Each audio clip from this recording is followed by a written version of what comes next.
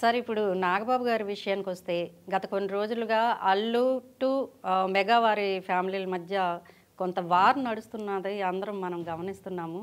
అయితే ఇట్లాంటి సందర్భంలో నాగబాబు గారు ట్విట్టర్ నుంచి బయటకు వచ్చేసారు ఇప్పుడు.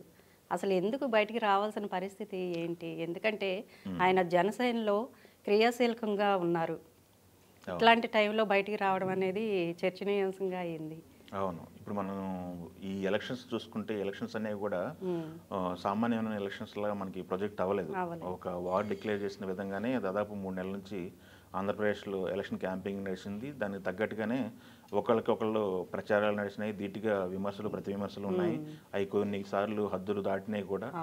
ఈ సిచ్యువేషన్లో మెగా ఫ్యామిలీ మొత్తం కూడా జనసేనకు సంబంధించి పవన్ కళ్యాణ్ సపోర్టివ్గా నిలబడింది.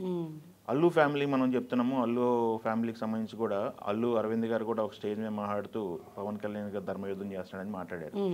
దాని తర్వాత అల్లు అర్జున్ కూడా 11వ తారీఖు ఆ రోజు ట్వీట్ చేశారు, పవన్ కళ్యాణ్ గారికి పాజిటివ్ వైబ్స్ రావాలి, పాజిటివ్గా ఆయనకి ఎనర్జీ ఉండాలి, పాజిటివ్ రిజల్ట్స్ రావాలని చెప్పేసి తను ట్వీట్ చేయడం జరిగింది. ట్వీట్ చేశారు. సాయంత్రానికి మట్టికి తను నంద్యాలలో ఉన్నటువంటి వైసీపీ నాయకుడికి మద్దతు ఇవ్వడానికి నంద్యాల వెళ్ళారు. నంద్యాల అయితే ఎప్పుడైతే వెళ్ళారో నంద్యాల వెళ్ళిన దగ్గర నుంచి కూడా జన సైనికులు కానీ మెగా ఫ్యాన్స్ కానీ కాస్త గురుగా ఉన్నారు. ఇదేంటి సడన్గా అల్లు అర్జున్ ఇలాంటి పని చేశాడు, ప్రత్యర్థులుగా ఫీల్ అవుతున్నటువంటి వైసీపీ నాయకుడికి, వైసీపీ పార్టీకి సంబంధించినటువంటి ఒక వ్యక్తికి అతని సంఘీభావం తెలపడం ఏంటనేది క్వశ్చన్ రైజ్ అయింది. ఆ తరుణంలోనే ఎలక్షన్స్ కంప్లీట్ అయినాయి. 13 వరకు ఎలక్షన్స్ కంప్లీట్ అయిన తర్వాత 9:55 నాగబాబు ట్వీట్ చేశాడు, మన పక్కన ఉంటూ మనతో లేనివాడు మనోడైన పరాయవాడు అన్నట్టుగా అర్థం వచ్చేలాగా ఒక ట్వీట్ చేశాడు. బట్ అక్కడ అల్లు అర్జున్ పేరు అయితే వాడలేదు.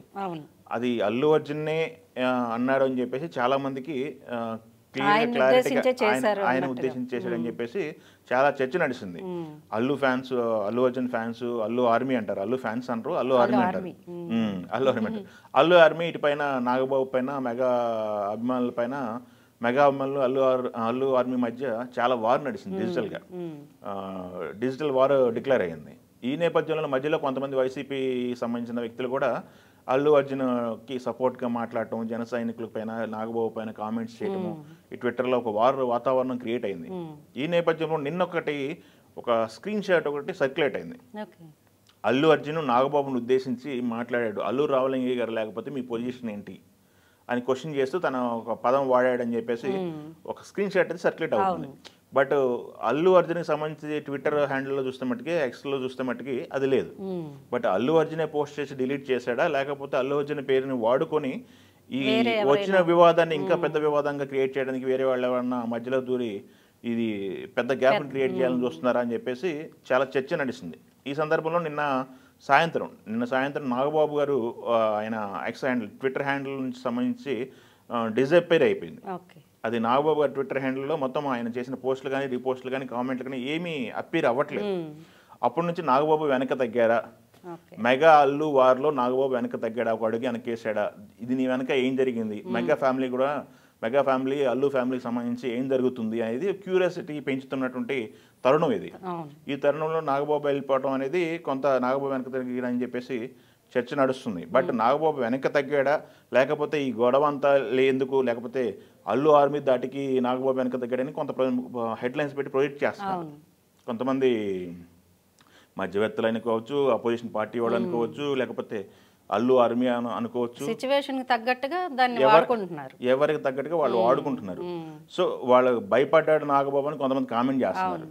సో ఈ తరుణంలో నాగబాబు ట్విట్టర్ హ్యాండిల్ అనేది డిజపేర్ అవ్వడం అనేది ఒక వార్త అయితే, దీని వెనక ఏం జరిగింది, ఫ్యామిలీలో ఇట్లాంటి చిన్న చిన్నవి ఉంటాయి, ఫ్యామిలీకి సంబంధించి ఏదైనా వచ్చినప్పుడు కూర్చొని మాట్లాడుకోవాలని చెప్పేసి పెద్దగా పెద్దగా చిరంజీవి గారు, అల్లు అరవింద్ గారు ఇనిషియేటివ్ తీసుకుని వాళ్ళతో మాట్లాడడం జరిగిందా ఇద్దరితో, లేకపోతే ఫ్యామిలీలోనే అంజనాదేవి గారు ఉన్నారు, బన్నీకి కూడా అమ్మమ్మ, అట్లాంటి సిచ్యువేషన్లో ఉండే కూర్చోబెట్టి మాట్లాడడం జరిగిందా, లేకపోతే రామ్ చరణ్ అల్లు అర్జున్ మాట్లాడుకున్నారా, లేకపోతే పవన్ కళ్యాణ్కి సంబంధించి ఏమైనా ఇన్వాల్వ్ అయ్యాడా, ఎందుకు పొలిటికల్ అయిపోయింది కదా ఇంకెందుకు అని చెప్పేసి ఏమైనా మాట్లాడుకున్నారా, ఏం జరిగింది అనేది అయితే ఎవరికి తెలియదు. వాళ్ళైతే నోరు విప్పట్లేదు. ఎందుకంటే వాళ్ళు ఇప్పటికే ట్విట్టర్ హ్యాండిల్లో నాగబాబు గారు స్పందించిన తీరుకు సంబంధించి అది డైరెక్ట్ అల్లు అర్జున్ అన్నాడా, లేకపోతే కొంతమంది ఆయన పార్టీలో ఉండి మొన్నటి వరకు ఉండి లాస్ట్ మినిట్లో బయటకు వెళ్ళారు. లాస్ట్ మినిట్లో కొంతమంది అపోజిషన్ పార్టీకి వాళ్ళు శత్రువులుగా పిలువుతున్నటువంటి శత్రువులకి మంచి జరిగే విధంగా కొంతమంది మాట్లాడుతున్నారని చెప్పేసి మొన్నటి వరకు ఉన్నటువంటి వ్యక్తులు పొలిటికల్గా కూడా కొంతమంది ఉన్నారు. దిలీప్ శంకర్ గారు కానీ, లేకపోతే మహాజన్ రాజేష్ కానీ, ఇట్లాంటి వాళ్ళు కాస్త పవన్ కళ్యాణ్కి ఆపోజిట్గా ఎలక్షన్ 2-3 రోజుల ముందు మాట్లాడారు. వాళ్ళని ఉద్దేశించి అన్నాడా, లేకపోతే అల్లు అర్జున్ సంబంధించి ఆ మాట మాట్లాడారు అనేది క్లారిటీ లేదు. క్లారిటీ లేని దానికి ఇంత డిస్కషన్ నడుస్తుంది.